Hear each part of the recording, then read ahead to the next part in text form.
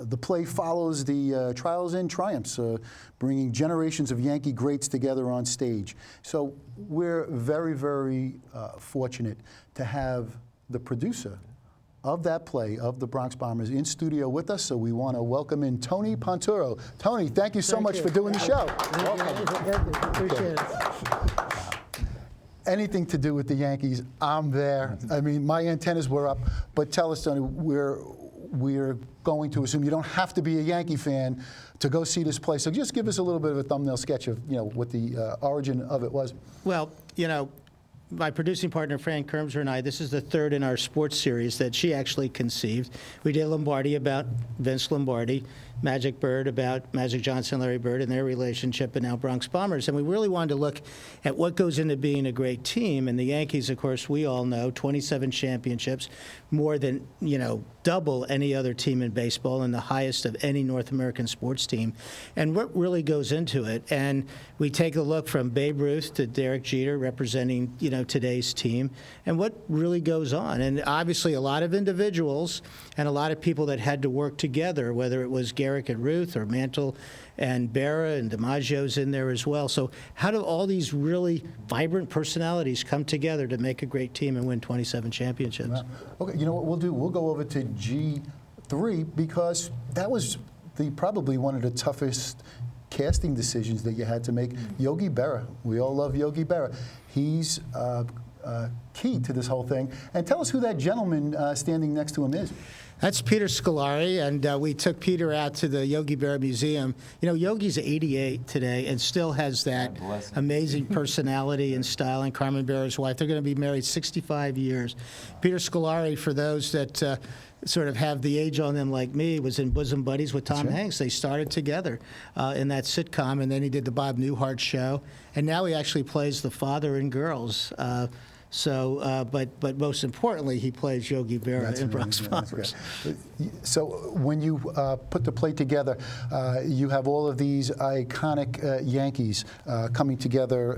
For we won't give away the theme of the play itself. But why Yogi being the central figure? Was there a well, until really last year, Yogi played for the Yankees more than anybody else, 18 seasons. But he also has more championship rings than any Yankee with 10.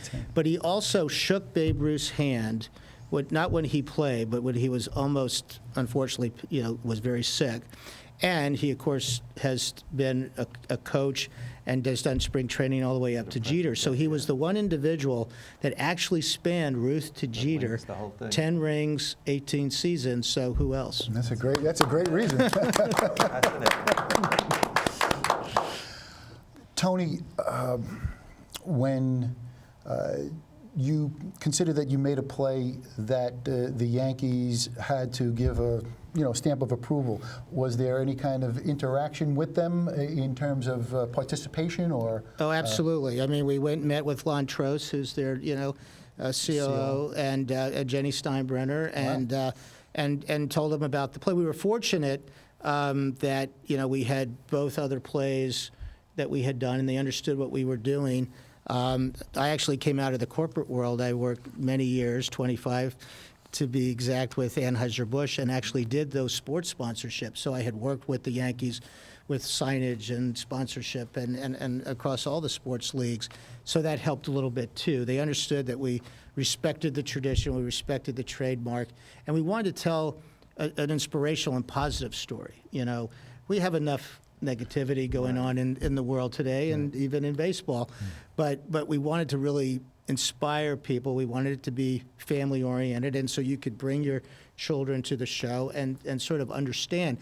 Grandfather talking about DiMaggio, father talking about Mantle, and son, talking about Jeter. Now, depending where you fall in those generational shifts, you may be talking about other players, but that's sort of what we wanted to try to encompass. Well, it certainly seems like a natural tie-in. You have the Yankees, you have Broadway. When I think of Broadway and the Yankees, you think of the Canyon of Heroes when they have their championship parade and they go down Broadway. So there are a lot of tie-ins.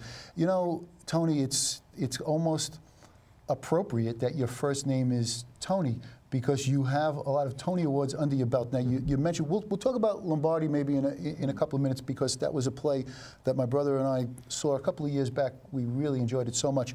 But, you know, Memphis, 2010 Tony Award for Best Musical. And you were the producer of that. And Hair. Just tell it. I mean, it's kind of a very eclectic. It's kind of, you know, you span a lot. So right. Well, you have to learn the business a little bit as well. And you know, Hair was a revival, which was, you know, in the '60s music, and you know, Aquarius and Let the Sun Shine In and everything. And Memphis was a great story about, you know, really how, you know, sort of the Motown, you know, music started to influence across, you know, the whole spectrum of things, and then, you know, we also were involved with Who's Afraid of Virginia Woolf, which won a Tony actually just last year, which was another revival of an Edward Albee play.